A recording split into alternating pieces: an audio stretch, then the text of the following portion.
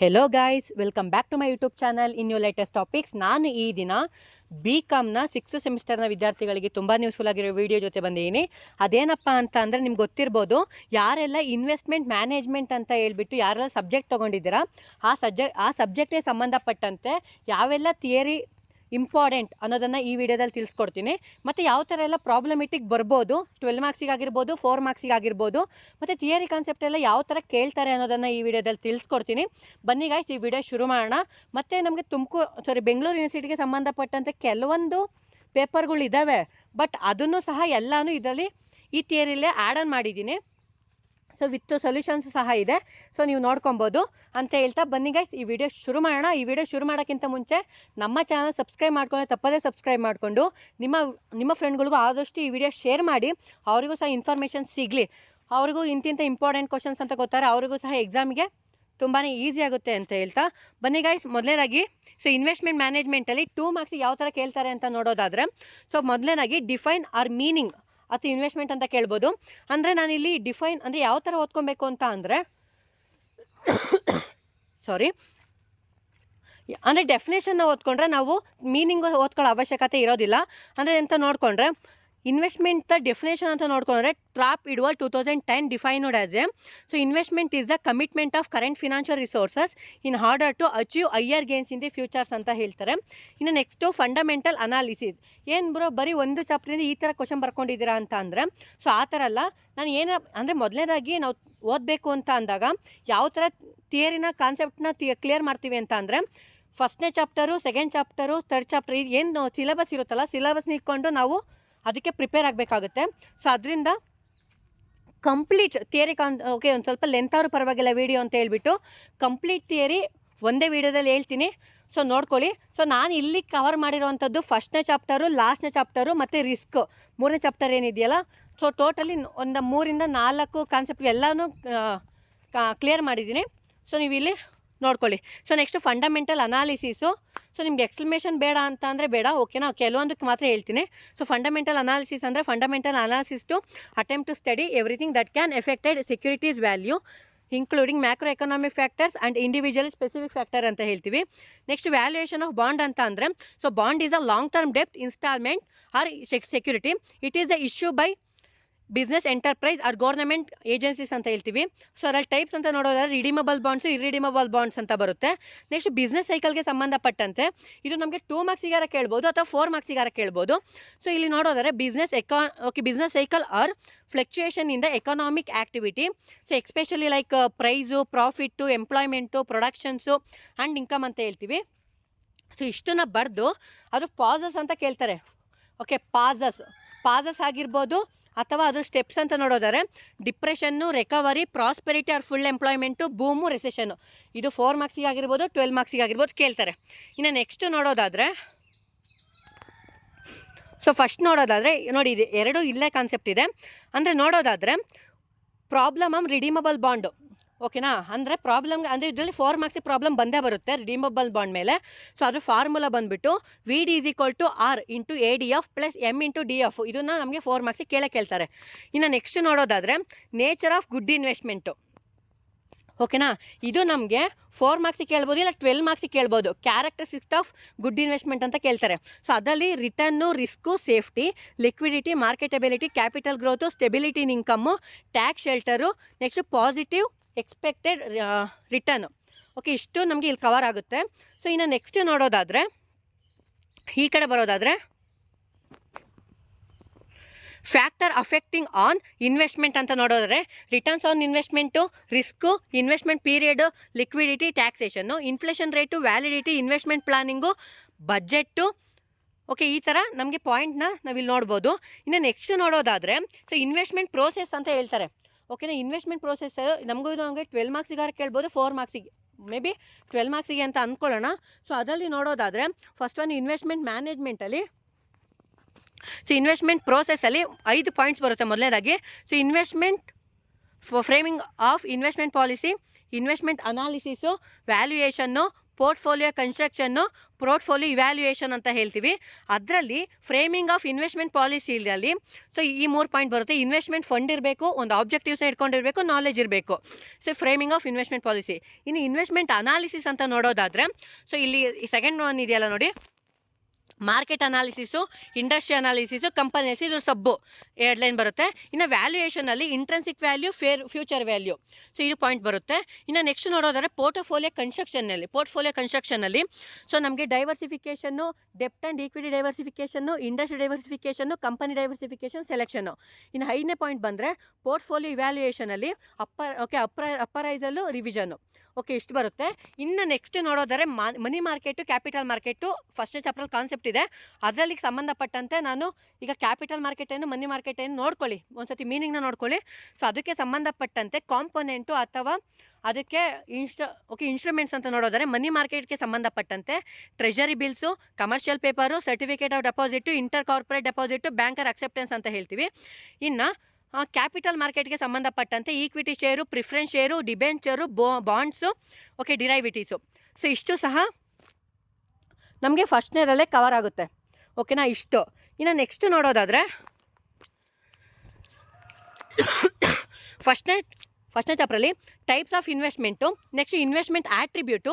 ಇನ್ನು types of ಇನ್ವೆಸ್ಟ್ಮೆಂಟಲ್ಲಿ ನೋಡೋದಾದ್ರೆ stock, bonds, index fund, and mutual fund, okay, real estate, commodities, retirement amount ಇದು ಬರುತ್ತೆ. ನೆಕ್ಸ್ಟ್ ಇನ್ವೆಸ್ಟ್ಮೆಂಟ್ ಆಟ್ರಿಬ್ಯೂಟಲ್ಲಿ risk, return, liquidity, time horizon, tax efficiency ಅನ್ನೋದು ಬರುತ್ತೆ. ನೆಕ್ಸ್ಟ್ ಆಬ್ಜೆಕ್ಟಿವ್ಸ್ ಆಫ್ ಇನ್ವೆಸ್ಟ್ಮೆಂಟ್ ಅಂತ ನೋಡೋದಾದರೆ ಸೊ ಮೇ ಬಿ ಇದೆಲ್ಲ 4 ಮಾರ್ಕ್ಸಿಗೆ ಎಲ್ಲನೂ ಕವರ್ ಆಗುವಂಥದ್ದು. ನೋಡ್ಕೊಳ್ಳಿ, ಕೀಪ್ ಮನಿ ಸೇಫ್ ಆಗುತ್ತೆ, to help money grow, to earning regular income, to minimise the burden of tax, to save up to retirement, to meet our financial goal ಅಂತ ಹೇಳ್ತೀವಿ. ಇನ್ನು last concept ಬಂದ್ಬಿಟ್ಟು ಫಸ್ಟ್ನೇ ಚಾಪ್ಟ್ರಲ್ಲಿ ಕಾನ್ಸೆಪ್ಟ್ ಆಫ್ ಇನ್ವೆಸ್ಟ್ಮೆಂಟು. ಓಕೆನಾ, concept of investment ಅಂತ ನೋಡಿದ್ರೆ ಇದು 4 ಮಾರ್ಕ್ಸಿಗೆ ಕೇಳೋ ಚಾನ್ಸಸ್ ತುಂಬ ಇದೆ.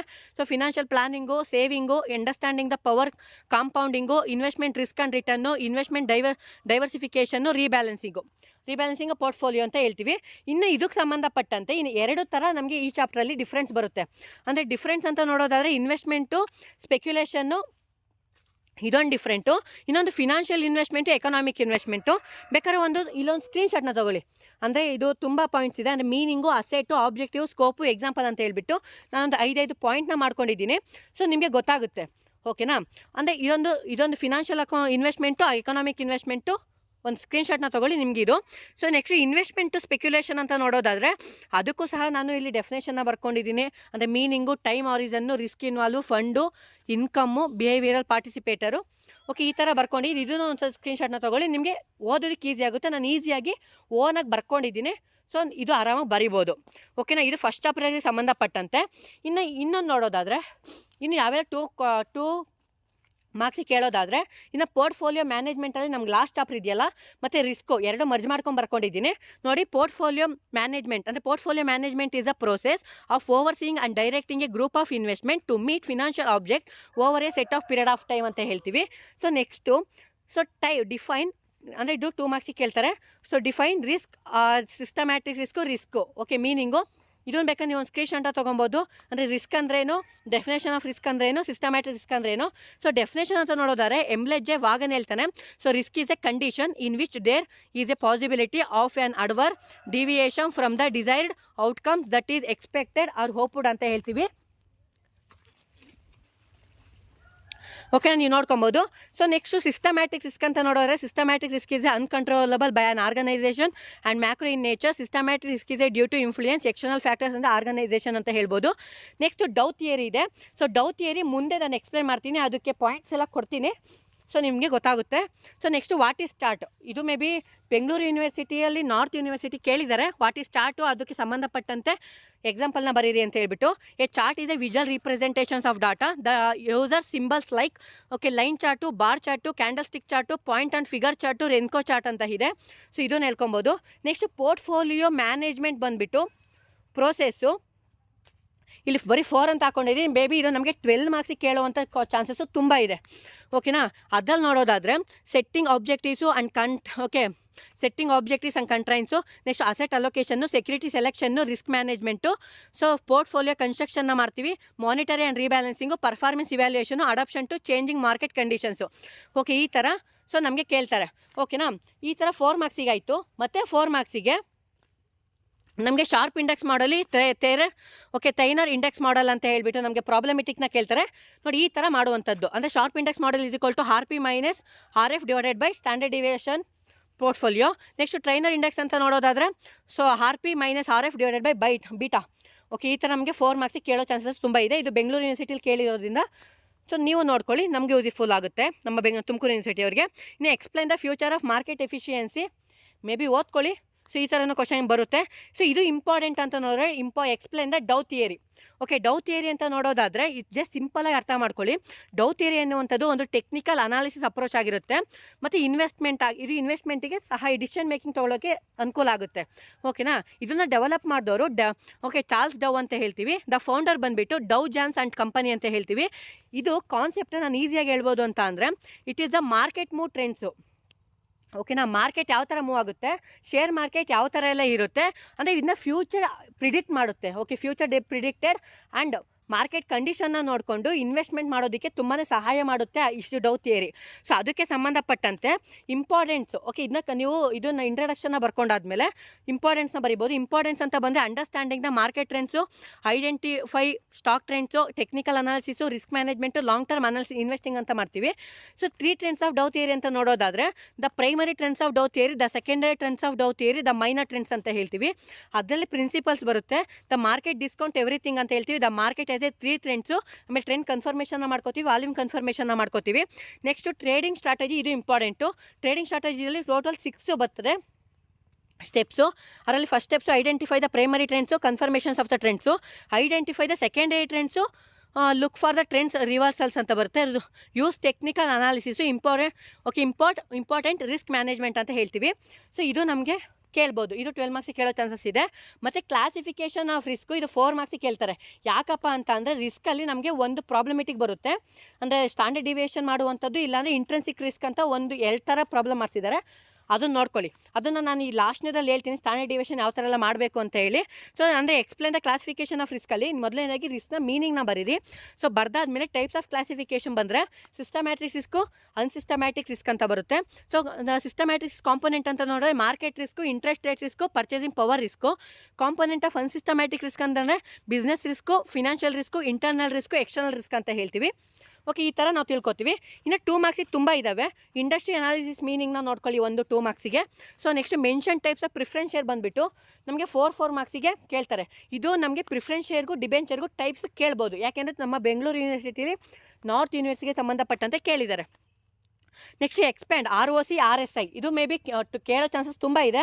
ಅಂದರೆ ನಮ್ಮ ಬೆಂಗಳೂರು ನಾರ್ತ್ ಯೂನಿವರ್ಸಿಟಿ ಆಗಿರ್ಬೋದು, ಸಿಟಿ ಯೂನಿವರ್ಸಿಟಿ ಬೆಂಗಳೂರು ಆಗಿರ್ಬೋದು. ಓಕೆ, ಕೇಳಿದ್ದಾರೆ. ROC ಅಂದರೆ ರೇಟ್ ಆಫ್ ಚಾರ್ಜು, RSI ಅಂದರೆ ರಿಲೇಟಿವ್ ಸ್ಟ್ರೆಂತ್ ಇಂಡೆಕ್ಸ್ ಅಂತ ಹೇಳಿದ್ದಾರೆ. Next market analysis, portfolio analysis, ಇವು 2 ಮಾರ್ಕ್ಸಿಗೆ ಕೇಳೋ ಚಾನ್ಸಸ್ ತುಂಬ ಇದೆ. ಓಕೆನಾ, ಇವು ನೋಡ್ಕೊಬೋದು. So next types of fundamental analysis. Okay, types ನೋಡ್ಕೊಳ್ಳಿ. Next achievement. Okay, objectives of portfolio management. Okay, ಇದು ನಮಗೆ 4 ಮಾರ್ಕ್ಸಿಗೆ ಕೇಳೋ ಚಾನ್ಸಸ್, ಅಂದರೆ ಲಾಸ್ಟ್ನೇ ಚಾಪ್ಟರ್ ಆಗಿರೋದ್ರಿಂದ 4 ಮಾರ್ಕ್ಸಿಗೆ ಕೇಳೋ ಚಾನ್ಸಸ್ ತುಂಬ ಇದೆ. ನೋಡ್ಕೊಳ್ಳಿ. ಅಂದರೆ ಆಬ್ಜೆಕ್ಟಿವ್ಸ್ ಅಂತ ಬಂದರೆ achieve A long term financial goal, manage liquidity needs, maximise return, capital appreciation ಆಗುತ್ತೆ, ಆಪ್ಟಿಮಲ್ ಫಂಡ್ ಅಲೋಕೇಶನ್ನು, ರಿಸ್ಕ್ ಆಪ್ಟಿಮೈಸೇಷನ್ ಅಂತ ಹೇಳ್ತೀವಿ. ನೆಕ್ಸ್ಟ್ ನೇಚರ್ ಆಫ್ ಇನ್ವೆಸ್ಟ್ಮೆಂಟ್ ಅವಾಗಲೇ ಹೇಳಿದೆ, ಅದು 12 ಮಾರ್ಕ್ಸಿಗೆ ಬರುತ್ತೆ ಅಂತ, ಅದನ್ನು ನೋಡ್ಕೊಳ್ಳಿ. Next factor to be consider industry analysis, maybe ನೋಡ್ಕೊಳ್ಳಿ. ಇದು ಸಹ ನಮ್ಮ ಬೆಂಗಳೂರು ಯೂನಿವರ್ಸಿಟಿಲಿ ಕೇಳಿದ್ದಾರೆ ಈ ಕ್ವಶನ್ನು. ಓಕೆನಾ, ಇನ್ನು ನೆಕ್ಸ್ಟ್ ನೋಡೋದಾದ್ರೆ ಓಕೆ ಡೌ ಥಿಯರಿಗೆ ಸಂಬಂಧಪಟ್ಟಂತೆ ಇದೊಂದು ಪಾಯಿಂಟ್ನ ಆ್ಯಡ್ ಆನ್ ಮಾಡ್ಬೋದು, pros and cons. Okay, cons ಅಂತ ನೋಡೋದಾದರೆ ಅಂದರೆ ಅದರ ಅಡ್ವಾಂಟೇಜಸ್ಸು, ಡಿಸ್ಅಡ್ವಾಂಟೇಜಸ್ ಅಂತ ನೋಡೋದು ಲಾಂಗ್ ಟರ್ಮ್ ಪ್ರಾಸ್ಪೆಕ್ಟಿವ್ ಆಗಿರುತ್ತೆ, easy to understand, follow the market trends ಅಂತ ಹೇಳ್ತೀವಿ. So next cons, not always accurate. Okay, ignore the other important factors ಅಂತ ಹೇಳ್ತೀವಿ. ನೆಕ್ಸ್ಟ್ ಲಿಮಿಟೆಡ್ 30 ಸ್ಟಾಕ್ ಓನ್ಲಿ ಅಂತ ಹೇಳ್ತೀವಿ.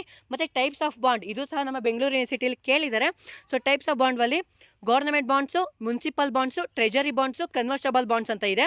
ನೆಕ್ಸ್ಟ್ ಎಕನಾಮಿಕ್ ಅನಾಲಿಸಿಸ್ ನಾನು ಆ ಕಡೆ ನಾನು ಎಕ್ಸ್ಪ್ಲೇನ್ ಹೇಳಿದ್ದೀನಿ. ಸೊ ಟೈಪ್ಸ್ ಆಫ್ ಡಿಬೆಂಚರು ಅಲ್ಲೂ ಸಹ ಅದೇನೇ ನೀವು ಬರ್ಕೊಂಡ್ರಾಗುತ್ತೆ. ಇನ್ನು next criteria of selected securities, ಇದೊಂದು ಮೇ ಬಿ ನಮಗೆ 4 ಮಾರ್ಕ್ಸಲ್ಲಿ ಲಾಸ್ಟ್ನೇ ಚಾಪ್ಟ್ರಲ್ಲಿದೆ, ಪೋರ್ಟ್ಫೋಲಿಯೋ ಮ್ಯಾನೇಜ್ಮೆಂಟಲ್ಲಿ, ಅದನ್ನು ನೋಡ್ಕೊಳ್ಳಿ. ಅಂದರೆ ಒಂದು ಕಂಪನಿನ ಅಥವಾ ಸೆಲೆಕ್ಷನ್ನ ಸೆಕ್ಯೂರಿಟೀಸ್ನ ಸೆಲೆಕ್ಟ್ ಮಾಡಬೇಕು ಅಂತ ಅಂದರೆ ಸೊ ಯಾವ ಥರ ಎಲ್ಲ ಬರುತ್ತೆ ಅಂತ ಅಂದರೆ ಮೊದಲನೇದಾಗಿ ನಾವು ಕ್ವಾಲಿಟಿ ರೇಟಿಂಗ್ ಆಫ್ ಅಸೆಟ್ಸ್ನ ಚೆಕ್ ಮಾಡ್ತೀವಿ.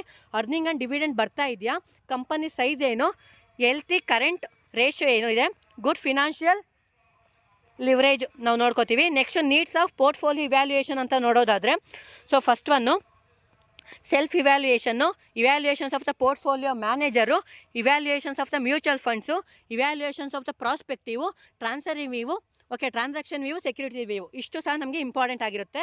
ಮೇ ಬಿ 2 ಮಾರ್ಕ್ಸಿಗೆ ಇವ್ಯಾಲ್ಯೂಯೇಷನ್ಸ್ ಆಫ್ ಪೋರ್ಟ್ಫೋಲಿಯೋ ಅಂತ ಕೇಳ್ಬೋದು, ನೋಡ್ಕೊಳ್ಳಿ. ಓಕೆ, ಇದನ್ನು ನೋಡ್ಕೊಂಡಾದಮೇಲೆ ಸೊ ನಮಗೆ ಲಾಸ್ಟ್ ಇದು ನಾನು ನಿಮ್ಗೆ ಹೇಳಿದ್ದೆ ಯಾವ ಥರ ಅಂದರೆ ಸ್ಟ್ಯಾಂಡರ್ಡ್ ಡಿವಿಯೇಷನ್ ಯಾವ ಥರ ಮಾಡ್ಕೊಳ್ಳೋದು ಅಂತ ತಿಳಿಸ್ಕೊಡ್ತೀನಿ ಅಂತ. ನನಗೆ ಏನು ಅಂತ ಅಂದರೆ ಇಂಟ್ರೆನ್ಸಿಕ್ ರಿಸ್ಕು ನೀವು ನೋಡ್ಕೊಳ್ಳಿ, ಮೇ ಬಿ ಮಾಡಿಸಿರ್ತಾರೆ. ಬಟ್ ಇದನ್ನು ಮೇ ಬಿ ನಮ್ಮ ತುಮಕೂರು ಯೂನಿವರ್ಸಿಟಿಲಿ ಆಗಿರ್ಬೋದು ಅಥವಾ ನಮ್ಮ ಬೆಂಗಳೂರು ನಾರ್ತ್ ಯೂನಿವರ್ಸಿಟಿಲಿ ಆಗಿರ್ಬೋದು ಮೇ ಬಿ ಕೇಳೋ ಚಾನ್ಸಸ್ ತುಂಬ ಇದೆ ಅಂತ ಹೇಳಿದ್ದಾರೆ. ಬಟ್ ಬೆಂಗಳೂರು ಯೂನಿವರ್ಸಿಟಿ ಪೇಪರಲ್ಲಿ ನಮ್ಗೆ ಇತ್ತು. ಸೊ ಇದೇ ಕ್ವಶನ್ಸ್ ಇದ್ದಿದ್ದರಿಂದ ಸೊ ನಾನು ಇದು ಮಾಡ್ಕೊಂಡಿದ್ದೀನಿ. ಅಂದರೆ ನಮಗೆ ಅಜಯ್ ಅನ್ನೋ ಇನ್ವೆಸ್ಟ್ಮೆಂಟ್ ಈಕ್ವಿಟಿ ಶೇರ್ ಮೇಲೆ ಮಾಡಿದಂತೆ ಎಸ್ಟ್ limited anticipated written and association probability Har given below ಅಂತ ಹೇಳಿದ್ದಾರೆ. ಇಲ್ಲಿ ರಿಟರ್ನು ಪ್ರಾಬಬಿಲಿಟಿ 2 ಕೊಟ್ಟಿರ್ತಾರೆ. ಅದನ್ನು ಮೊದಲು ಏನು ಮಾಡ್ಕೊಬೇಕು ಅಂತ ಅಂದರೆ ಮೊದಲು ಹಾರ್ ಹಾಕೊಬೇಕು, ಅಂದರೆ ರಿಟರ್ನ್ನ ಹಾಕ್ಕೊಂಡು ನೆಕ್ಸ್ಟ್ ಪ್ರಾಬಬಿಲಿಟಿನ ಹಾಕ್ಕೊಂಡು PR ಮಾಡ್ಕೊಬೇಕು. ಅಂದರೆ ಎರಡನ್ನೂ ಮಲ್ಟಿಪ್ಲೈ ಮಾಡಿಕೊಂಡ್ರೆ ಸೊ ನಮಗೆ ಹಾರನ್ನು ಸಿಗುತ್ತೆ. ಅಂದರೆ PR ಅಂತ ಅಂದರೆ ಇದು ಹಾರ್ ಬಾರ್ ಅಂತ ನಾವು ಕನ್ಸಿಡರ್ ಮಾಡ್ಕೋತೀವಿ. ಸೊ ಅದನ್ನು ಹಾರಿಂದ ಏನು ಇಲ್ಲಿಂದ ಈ ಅಮೌಂಟ್ ಬಂದಿರುತ್ತಲ್ಲ ಇದರಿಂದ ಲೆಸ್ ಮಾಡಿದ್ರೆ ನಮಗೆ ಸಿಗ್ತಾ ಹೋಗುತ್ತೆ. ಅಂದರೆ R- R ಮಾಡ್ಕೊಂಡ್ರೆ ನಮ್ಗೆ ಸಿಗುತ್ತೆ. ನೆಕ್ಸ್ಟ್ ಅದನ್ನ ಸ್ಕ್ವಯರ್ನ ಮಾಡ್ಕೋತೀವಿ, ಅಂದರೆ ಡಬಲ್ ಮಾಡ್ಕೋತೀವಿ. ಓಕೆ, ಮಾಡ್ಕೊಂಡಾದ್ಮೇಲೆ R- R² ಇಂಟು P ಮಾಡಿಕೊಂಡ್ರೆ ಸೊ ನಮಗೆ ಕರೆಕ್ಟ್ ಆನ್ಸರ್ ಸಿಗುತ್ತೆ. ಎಕ್ಸ್ಪೆಕ್ಟೆಡ್ ರಿಟರ್ನಾಗ ಮಾಡೋಕ್ಕೆ ಹೇಳ್ತಾನೆ. Okay, R = sigma P, okay, PR /1 ಏನು ಬಂದಿರ್ತಲ್ಲ ಹಾಗೆ ಮಾಡ್ಕೊಂಡಿದ್ದೀವಿ. Standard deviation standard deviation root sigma R- R² into P. Okay, ಇದನ್ನು ನಾವು ಮಾಡಿಕೊಂಡ್ರೆ ಸೊ ಫೈನಲಿ ನಮಗೆ ಈ ಥರ 12 ಮಾರ್ಕ್ಸಿಗೆ ಕೇಳಿದ್ದಾರೆ. ಇಂಟ್ರೆನ್ಸಿಕ್ ರಿಸ್ಕ್ ಅಂತ ಹೇಳ್ಬಿಟ್ಟು 12 ಮಾರ್ಕ್ಸಿಗೆ ಬೇರೆ ಥರ ಮೆಥಡಲ್ಲಿ ಮಾಡಿಸಿದ್ದಾರೆ. ಅದನ್ನು ನೋಡಿಕೊಂಡ್ರೆ ಆಲ್ಮೋಸ್ಟ್ ಆಲ್ ಇನ್ವೆಸ್ಟ್ಮೆಂಟ್ ಮ್ಯಾನೇಜ್ಮೆಂಟ್ಗೆ ಈ ಥರನೇ ಕವರ್ ಆಗುತ್ತೆ ಅಂತ ಅಂದ್ಕೊಂಡಿದ್ದೀನಿ. ಸೊ ನಾನು ಇಷ್ಟೇ ಓದಿರೋದು ಅಂತ ಹೇಳ್ತಾ thank you guys, bye, see you, ಮತ್ತೊಂದು ವೀಡಿಯೋಲಿ ಸಿಗುವ. ಸೊ ಇದನ್ನು ನಿಮ್ಮ ಫ್ರೆಂಡ್ಗಳಿಗೂ ಶೇರ್ ಮಾಡಿ, ಆದಷ್ಟು ಅವರಿಗೂ ಸಹ ಇನ್ಫಾರ್ಮೇಷನ್ ಸಿಗುತ್ತೆ ಅಂತ ಹೇಳ್ತಾ ಬಾಯ್ ಗೈಸ್.